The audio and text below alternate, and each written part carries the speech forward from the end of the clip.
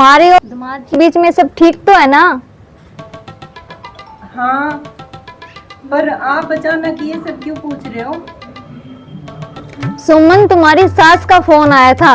अच्छा। और शादी को 6 महीने हो गए हैं और तूने अभी तक कोई खुश खबरी नहीं दी है, तो उनको कुछ खटका होगा ना, जब भी वो मुझसे कह रहे हैं। तुम्हारी और दामाद में सब ठीक तो है ना? ऐसा कुछ नहीं है मम्मी जी। नमस्कार।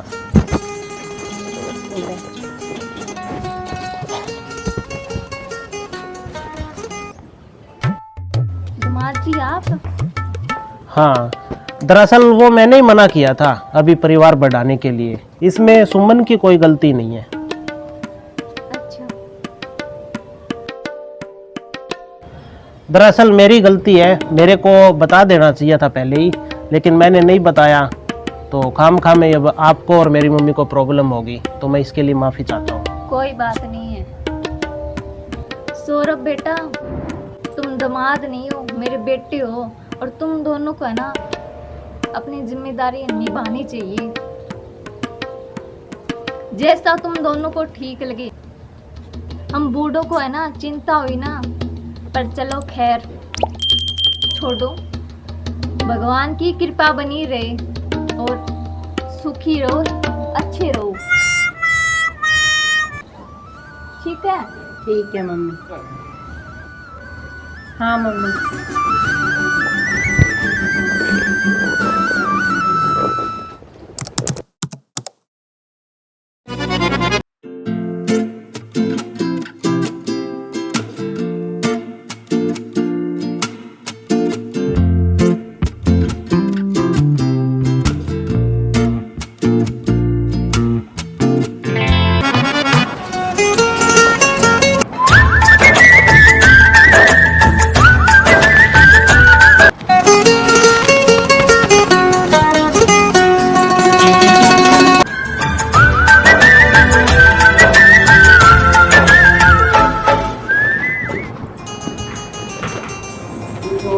मैं इन सब चीज़ों के लिए अभी तैयार नहीं हूँ।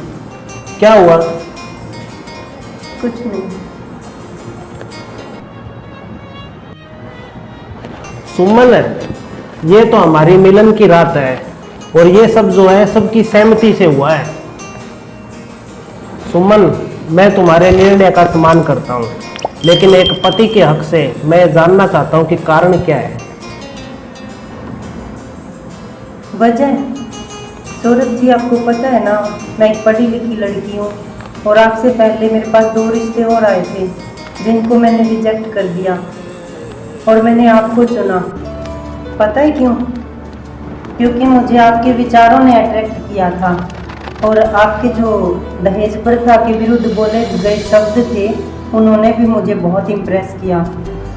तो ये चीज़ आपके मम्मी पापा ने भी बोली थी, तो वो भी मुझे बहुत अच्छी लगी। जानते हो, उस वक्त आप मुझे किसी हीरो से कम नहीं लग रहे थे और आप जैसे इंसान की पत्नी बनकर मुझे प्राउड फील हो रहा था। मगर शादी के वक्त कन्यादान के टाइम पापा ने जो आपको 25 लाख रुपए का चेक दिया था, उसको आपने माथे से लगाकर स्वीकार कर लिया था। आप तो 2 मुंह वाले इंसान निकले और आपके साथ रिश्ता, छी।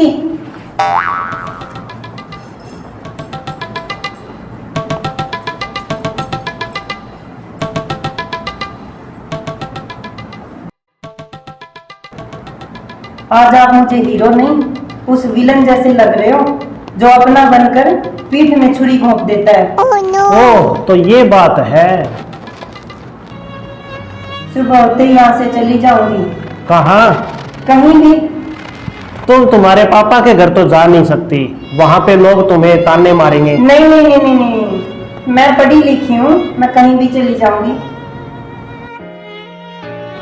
अच्छा, तो तुम इतना सोचती हो अपने माँ बाप के बारे में, लेकिन तुम्हें पता है तुम्हारे इस फैसले से। लेकिन कोई बात नहीं, तुमने जो निर्णय लिया है, कोई बात नहीं। सुमन, मैं तुम्हें संबंध बनाने के लिए बाध्य तो नहीं करूंगा, लेकिन हमारी शादी हो चुकी है तो तुम मेरे लिए एक पत्नी स्वरूप ही हो, तो तुम यहीं रहो एक दोस्त की तरह। सुमन, तुम यहाँ रहोगी तो तुम्हारे मम्मी पापा और मेरी माँ भी खुश रहेगी, और हमारी ये दोस्ती है ना, दो परिवारों में समान और सुकून बनाए रखेगी।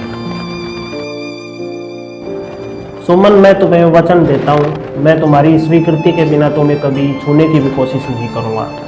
लोगों की नज़रों में तो हम पति पत्नी रहेंगे, लेकिन हम अलग अलग रहेंगे एक दूसरे से, और हम एक दूसरे के अच्छे दोस्त बन के रहेंगे। और एक काम करना सुमन, तुम इस चारपाई पे सो जाना और मैं उस चारपाई पे सो जाऊंगा। मगर मैं ऐसे कोई भी निर्णय लेने से पहले अपने माँ बाप और मेरी माँ के बारे में जरूर सोच लेना,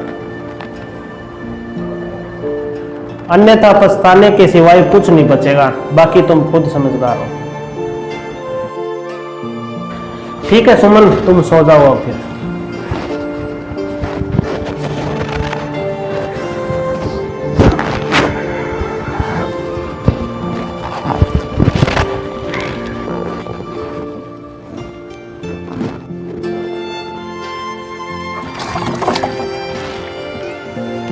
उन बातों को 6 महीने हो गए, उस बात का अभी तक कोई निचोड़ नहीं निकला है।